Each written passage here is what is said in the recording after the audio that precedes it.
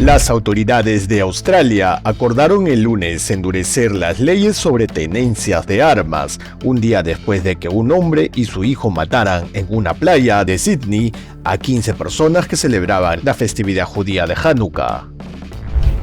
Autoridades de Israel, Estados Unidos, Reino Unido, Francia, Alemania, Canadá, así como organizaciones como la ONU, han condenado el ataque y han pedido que sus pares australianos puedan realizar las investigaciones que puedan prevenir y erradicar actos terroristas y antisemitas.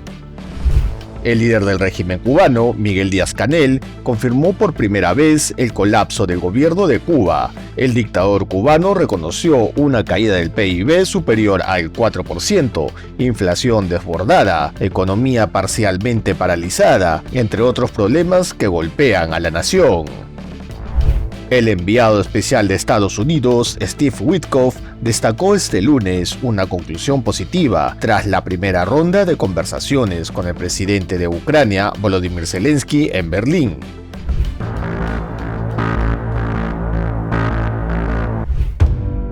Momentos de pánico y terror fueron desatados este domingo 14 de diciembre en Australia.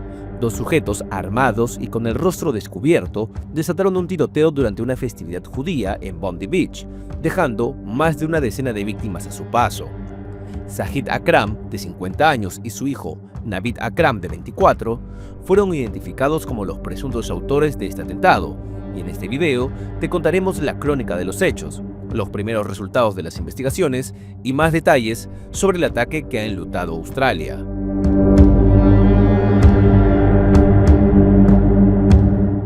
Eran las 6:47 de la tarde, hora local, cuando Zahid Akram, pakistaní de nacimiento pero residente australiano, junto a su hijo, Navid Akram, desataron un ataque sobre decenas de ciudadanos judíos que participaban del evento comunitario llamado Hanukkah by the Sea.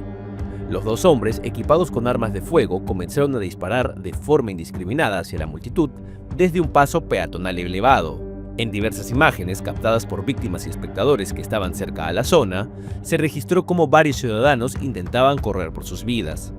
Tras varios minutos de tensión, las autoridades abrieron fuego contra los tiradores. Sin embargo, el momento clave que puso fin a este ataque fue cuando Ahmed Al-Ahmed, ciudadano de origen sirio pero que reside en Australia, arriesgó su vida, interceptó y desarmó a Navid Akram. Líderes políticos, incluidos el primer ministro de Australia, Anthony Albanese, y el premier de Nueva Gales del Sur, han elogiado públicamente su valentía, destacando que su acción probablemente salvó muchas vidas durante el ataque. Segundos después, Zahid Akram fue abatido por las autoridades locales. Su hijo resultó gravemente herido por los disparos policiales, fue reducido y detenido bajo custodia, siendo trasladado a un hospital.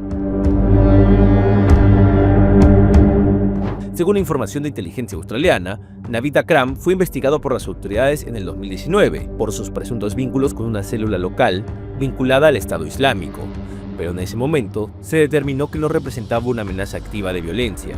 Tras el atentado, las autoridades llegaron a hallar una bandera del Estado Islámico en el vehículo que usaron para llegar al lugar del ataque, lo que ha fortalecido la hipótesis de la ideología extremista como móvil.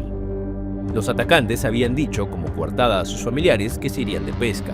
Zahid tenía licencia de arma y era miembro de un club de tiro, lo cual le permitió legalmente poseer varias armas que luego fueron utilizadas en el tiroteo.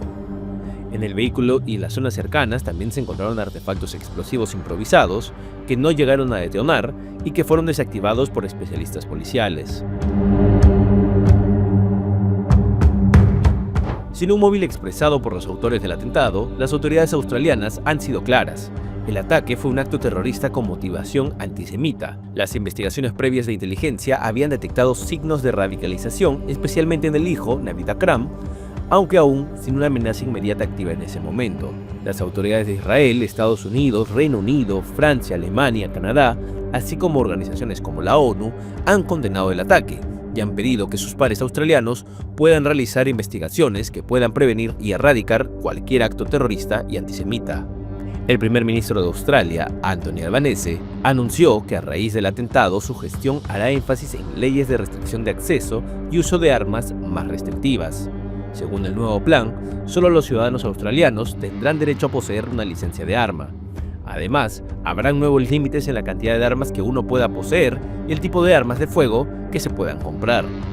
Con los cambios propuestos, las licencias de armas de fuego sin fecha de vencimiento serán limitadas, exigiendo a los propietarios volver a solicitar la aprobación para mantener dicha licencia.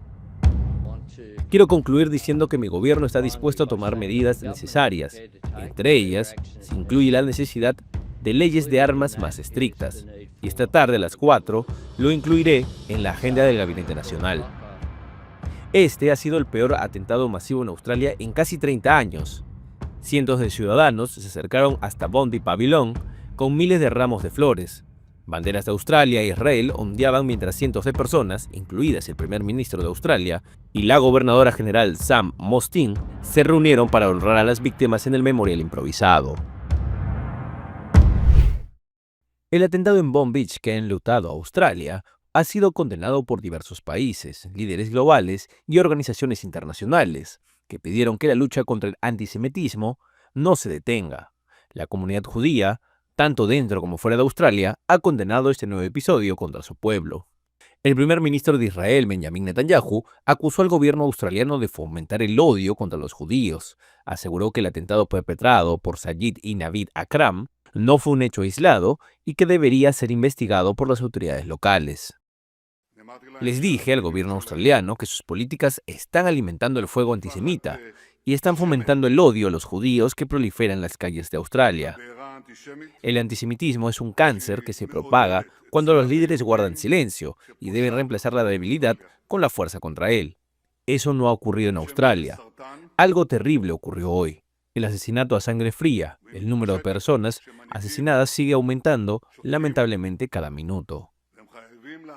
Desde Estados Unidos, el presidente Donald Trump calificó el atentado como puramente antisemita. Durante una celebración navideña en la Casa Blanca, el republicano resaltó la gravedad del atentado, en el que murieron más de una docena de personas y se sumó a la condena internacional.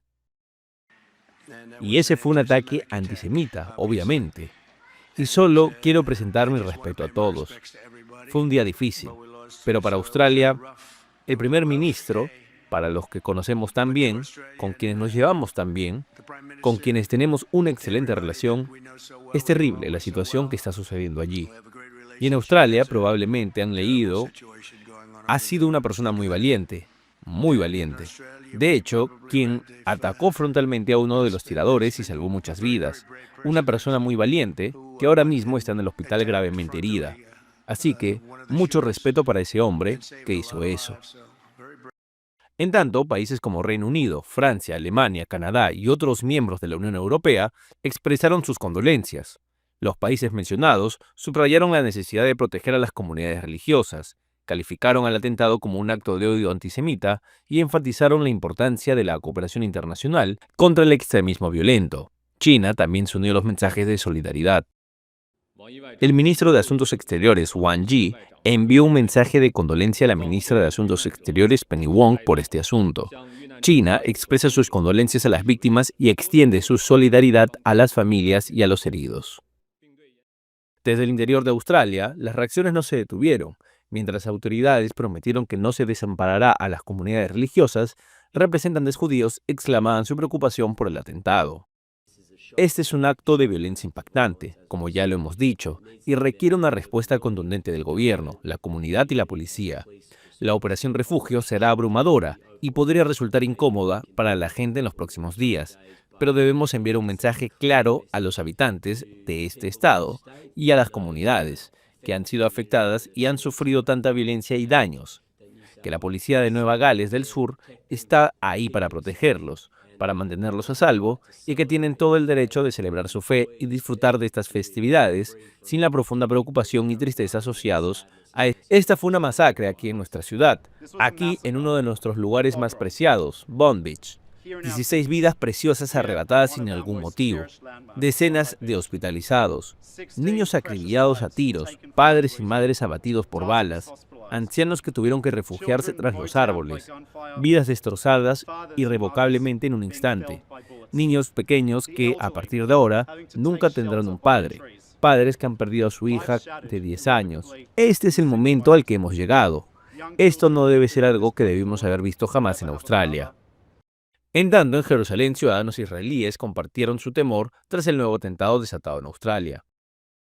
Anoche, cuando supe la noticia, fue horrible. Me recordó al ataque del 7 de octubre. Para mucha gente aquí es muy traumático. Es algo que no te abandona. Siempre nos recuerdan que hay que cuidarse. Si eres judío, tienes que cuidarte y tienes que preocuparte por los demás. Hay resentimientos. Hanukkah es una fiesta de luz y alegría. Y después de este ataque, parece que la luz y la alegría se han apagado un poco. Y nuestros corazones están con los residentes de Sydney y de Australia en general. Pero creo que, así como nos fortalecimos a partir del 7 de octubre, también lo haremos con este evento. Y esperemos lo mejor, y sobre todo, seguiremos celebrando tanto como sea posible. El ambiente festivo sigue siendo el mismo. Desafortunadamente para nosotros, el pueblo judío, sufrimos ataques, no de hoy, sino de hace miles de años. Y nos dejamos llevar por la tristeza y nos dejamos arrastrar por ella. No tendremos resurrección ni alcanzaremos lo que hemos alcanzado. Así que intentamos dejarnos arrastrar por esta situación lo menos posible y en medida de lo posible elevarnos y ser felices y alegres. Como se sabe, un día después del atentado, la comunidad judía de Sydney se reunió en Bondi Beach en un homenaje a las víctimas del tiroteo, ocurrido durante la festividad judía del día anterior. Australia endurecerá las leyes sobre tenencia de armas. Ese fue el resultado de una reunión convocada por el primer ministro Anthony Albanese, un día después de que un hombre y su hijo mataran en una playa de Sydney a 15 personas que celebraban la festividad judía de Hanukkah. Los atacantes actuaron desde una pasarela que daba a Bondi Beach, abarrotada de bañistas. El gobierno está dispuesto a tomar todas las medidas que sean necesarias. Entre ellas se incluye la necesidad de endurecer las leyes sobre armas. Un tiroteo ocurrido en 1996 que dejó 35 muertos dio lugar a reformas de gran alcance en Australia, que durante mucho tiempo se consideraron un estándar a nivel mundial. Pero la masacre del domingo ha planteado nuevas preguntas sobre cómo obtuvieron las armas el padre y el hijo, que según la cadena ABC podrían tener vínculos con el grupo yihadista Estado Islámico. La oficina de Albanese afirmó que las autoridades acordaron estudiar cómo mejorar las verificaciones de antecedentes de los propietarios de armas de fuego, impedir que los no nacionales obtengan licencias y limitar los tipos de armas que son legales. Mientras tanto, los australianos elevaron a héroe a un hombre que forcejeó con uno de los agresores hasta arrebatarle el arma, lo que permitió salvar muchas vidas. El medio local Seven News lo identificó como un vendedor de frutas llamado Ahmed Al-Ahmed, que habría resultado herido de 2 balazos y está hospitalizado. Una multitud se reunió el lunes en la playa en homenaje a las víctimas, y el país izó las banderas a media asta.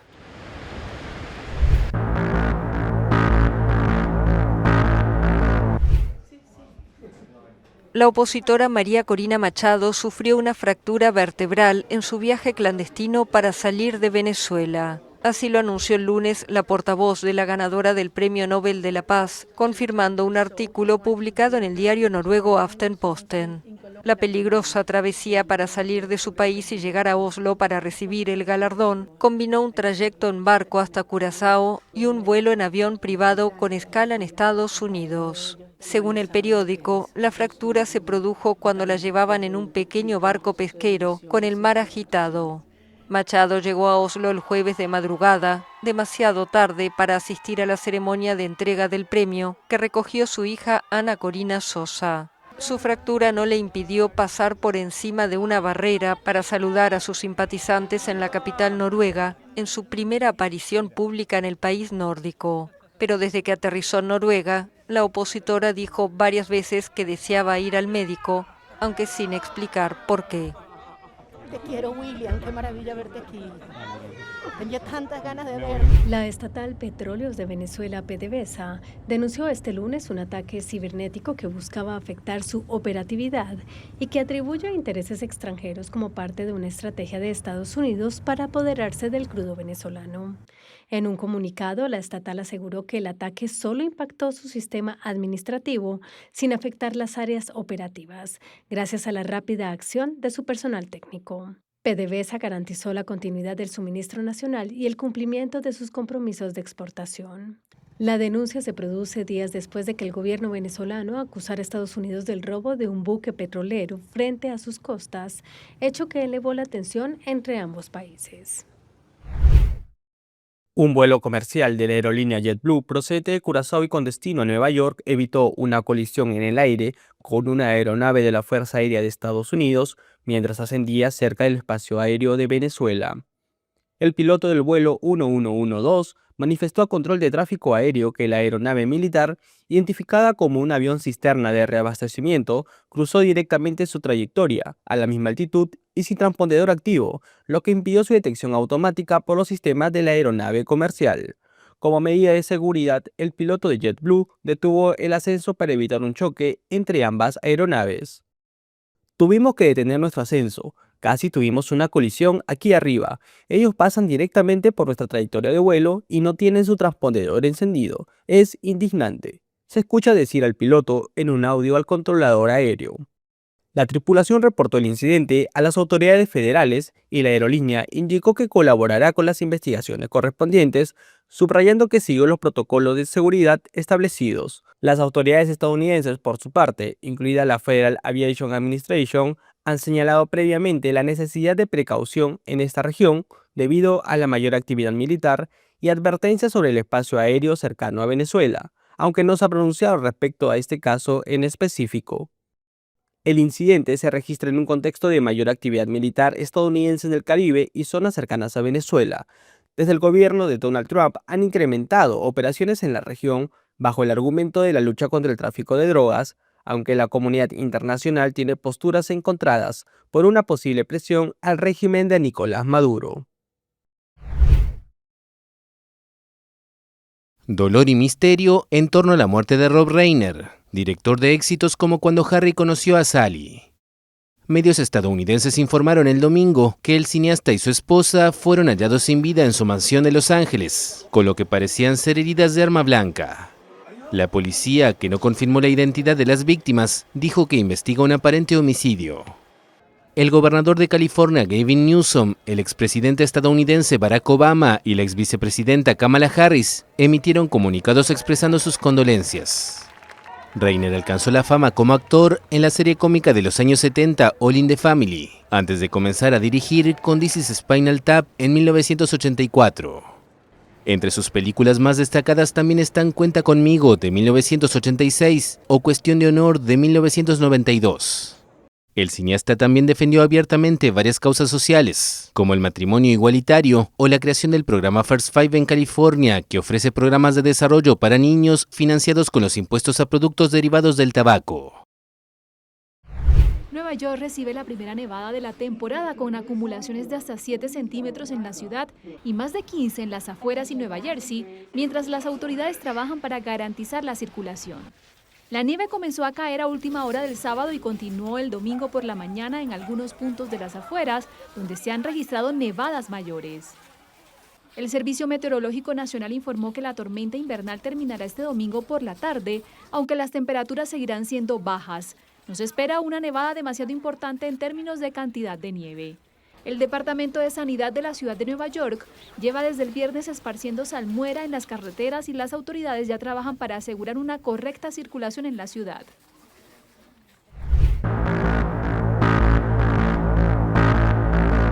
Con cierre del tercer trimestre, el PIB decrece en más de un 4%, la inflación se dispara, la economía está parcialmente paralizada, la generación térmica es crítica, los precios se mantienen altos, se incumplen las entregas de los alimentos normados y las producciones agropecuarias y de la industria alimentaria no satisfacen las necesidades de la población.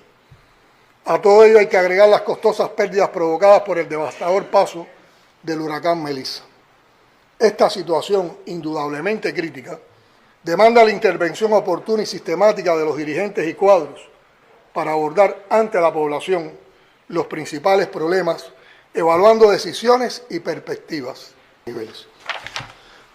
Esta certeza, sin embargo, no puede sustraernos de la inconformidad generalizada por todo lo que funciona mal o no funciona, mientras por todas partes emerge la crítica al exceso de reuniones que no resuelven nada y a la creciente desigualdad entre pequeños grupos poblacionales que parecen tener todos los problemas resueltos, algunos incluso presumiendo de su estatus económico, mientras la mayoría no logra solventar totalmente algunas necesidades básicas.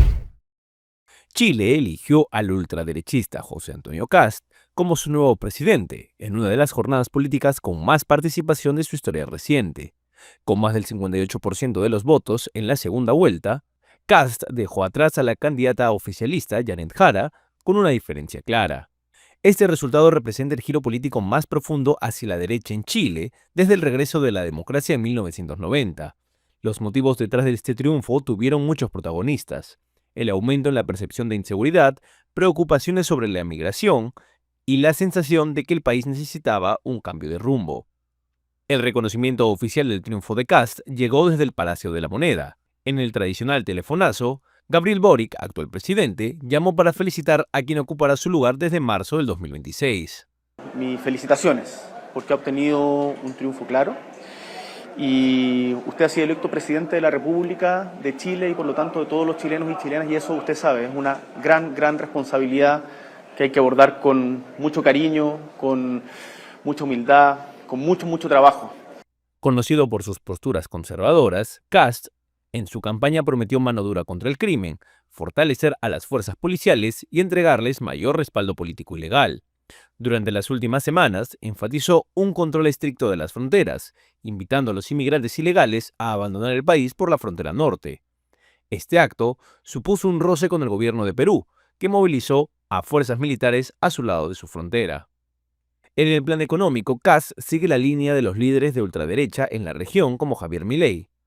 Plantea reducir el gasto del Estado, impulsar la inversión privada y generar condiciones de mayor confianza para el mercado, con el objetivo de reactivar la economía y crear empleo. El impacto de esta elección no se queda dentro de las fronteras chilenas. Líderes de toda América Latina, desde posiciones diversas, ya han reaccionado a este resultado. En Argentina, Javier Milei saludó eufórico el triunfo de Kast, mientras que desde Colombia, Gustavo Petro sostuvo que el fascismo avanza tras las elecciones en Chile. Así como ellos, los presidentes José Gerí de Perú, Daniel Noboa de Ecuador, Rodrigo Paz de Bolivia y Santiago Peña de Paraguay se contactaron con Kast para felicitarlo y destacar la importancia de una visión compartida sobre la libertad y la economía. En tanto, a través de su secretario de Estado, Marco Rubio, la administración de Donald Trump felicitó a Kast para expresarle el interés de Washington para asociarse con su administración, especialmente en temas de seguridad y comercio. Así como Estados Unidos, la OEA también se contactó con Kast y destacó la institucionalidad y la buena organización del proceso electoral en Chile. Miles de personas se movilizaron el domingo en las calles de todo Brasil para mostrar su indignación por una ley que reduce drásticamente la condena del expresidente Jair Bolsonaro, sentenciado a 27 años de cárcel por golpismo.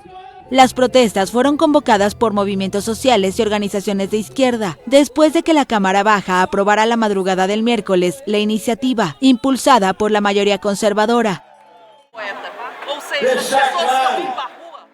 La gente sale a las calles para decir que este país no permite la impunidad, no permite la amnistía para los golpistas. Las manifestaciones se replicaron en decenas de ciudades, entre ellas Brasilia, Río de Janeiro y Sao Paulo. El proyecto de ley aprobado por una amplia mayoría de diputados modifica los criterios para calcular las penas para el delito contra el Estado Democrático de Derecho, entre otros. La iniciativa será votada ahora en el Senado el miércoles. De aprobarse, Bolsonaro podría quedar en libertad condicional en poco más de 2 años, según el autor del texto. El proyecto de ley de directrices de sentencias es otro revés más del Congreso. Desafortunadamente, esta semana y en las últimas semanas hemos visto que el Congreso solo se ha concentrado en temas que van en contra del pueblo brasileño. El proyecto de reducción de pena resurgió días después de que Bolsonaro designara a su hijo mayor, el senador Flavio Bolsonaro, como su sucesor de cara a las elecciones de 2026. Flavio dijo días después estar dispuesto a retirar su candidatura a cambio de una amnistía para su padre. El exmandatario fue declarado culpable de liderar un plan para impedir que el presidente Luis Ignacio Lula da Silva asumiera el cargo tras las elecciones de 2022. Según el Tribunal Supremo, el complot incluía planes para asesinar al presidente Luis Ignacio Lula da Silva, al vicepresidente Gerardo Alckmin y al juez Alexandre de Moraes. Desde finales de noviembre, Bolsonaro purga prisión en la sede de la Policía Federal en Brasilia. Militantes del oficialista Partido Libertad y Refundación, Libre, salieron este lunes a las calles de la capital hondureña para protestar contra el proceso de las elecciones generales del pasado 30 de noviembre en medio de retrasos e irregularidades denunciadas en el escrutinio. Las manifestaciones se concentraron frente al Instituto Nacional de Formación Profesional, centro de apoyo logístico del Consejo Nacional Electoral, donde se resguarda el material de las elecciones y donde aún no ha iniciado el recuento especial de actas con inconsistencias. En las inmediaciones del lugar, grupos de manifestantes quemaron neumáticos y lanzaron piedras, lo que obligó al cierre total del Boulevard Fuerzas Armadas, una de las principales vías de la capital. Otras protestas fueron disueltas por la policía sin incidentes mayores.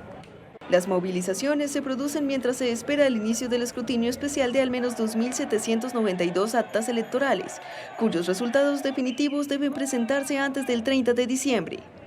El expresidente Manuel Zelaya, coordinador general de Libre, llamó a sus militantes a movilizarse para exigir la impugnación de más de 19.000 actas del sistema de resultados preliminares al denunciar un supuesto fraude electoral. Por su parte, la consejera del CNE, Cosette López, calificó la situación en el centro logístico como crítica y pidió a las fuerzas policiales restablecer el orden para permitir el avance del proceso electoral. Enfrentamientos armados en la comunidad indígena guatemalteca de Nahualá. El alcalde de la localidad afirmó el domingo que 13 personas murieron tras ser atacadas cuando se encontraban trabajando en una cantera y culpó de los hechos al ejército. El balance del funcionario contradice la versión oficial del gobierno, que reconoce 5 fallecidos. Responsabilizamos al Ministerio de la Defensa y responsabilizamos al gobierno constitucional de la República por la incapacidad que ha demostrado para tomar seriedad y hacer valer el derecho como pueblo de Nahualá. Santa Catarina, Ixtahuacán y Nahualá, al oeste de Ciudad de Guatemala, están envueltos en una pugna de más de un siglo por los límites entre ambos pueblos de la etnia maya, lo que ha dejado varios muertos en los últimos años. El presidente Bernardo Arévalo anunció el domingo que su gobierno restringió por 15 días algunos derechos civiles en la región de Sololá, donde se ubican las 2 comunidades indígenas en disputa. El mandatario acusó a grupos criminales de generar la violencia en el lugar para provocar la retirada del ejército de esa región.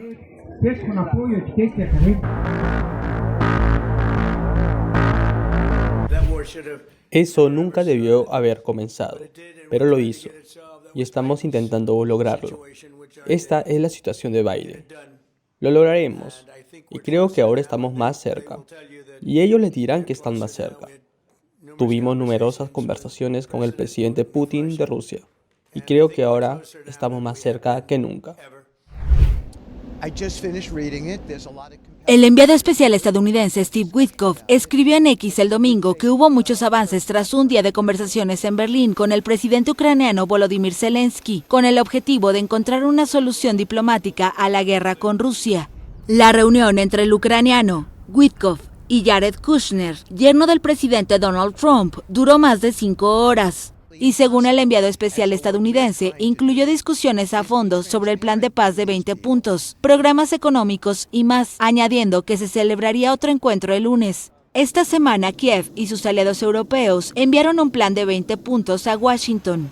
Zelensky especificó antes de la reunión que las discusiones bilaterales de seguridad están considerando actualmente un mecanismo inspirado en el artículo 5 de la OTAN, que prevé la protección mutua de los Estados miembros, sin la adhesión formal de Ucrania a la Alianza Atlántica, y que se esperaba que Estados Unidos respalde la idea de congelar la línea de frente donde está, en lugar de que Ucrania ceda toda la región oriental del Donbass, como exige Moscú.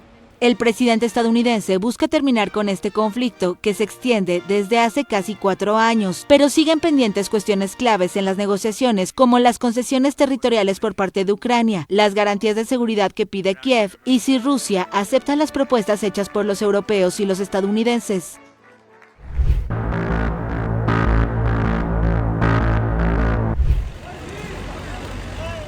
Inundaciones repentinas en Marruecos. Las fuertes lluvias causaron el domingo la muerte de al menos 37 personas en la localidad costera de Safí, a unos 300 kilómetros al sur de la capital Rabat. Otras 14 personas estaban hospitalizadas, 2 de ellas en cuidados intensivos. Para la noche el nivel de agua bajó y los vecinos quedaron buscando sus pertenencias entre el lodazal. Desgraciadamente hoy ha sido un mal día para la ciudad de Safí, un día realmente negro. En estos momentos se están realizando esfuerzos, gracias a las autoridades, a Protección Civil y a los habitantes de la antigua Medina por su ardua labor. Las autoridades indicaron que al menos 70 casas y negocios en la antigua ciudad histórica se inundaron. En tanto, el Servicio Meteorológico anticipó más lluvias el martes en gran parte de Marruecos.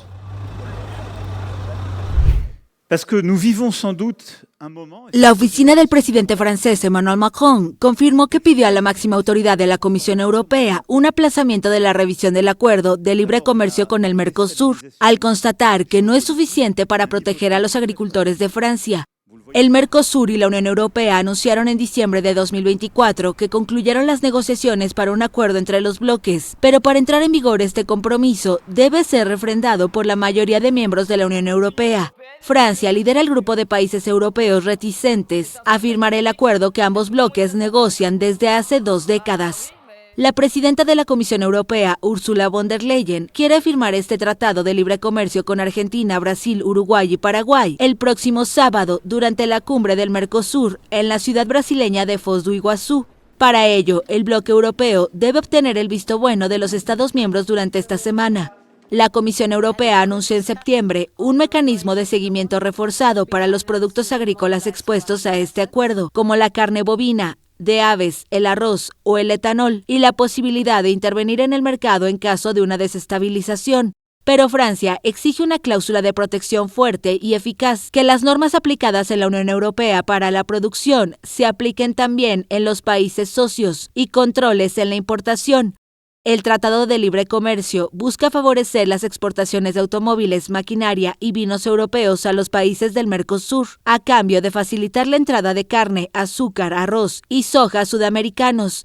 El acuerdo Unión Europea-Mercosur crearía un mercado común de 722 millones de habitantes, si se aprueba.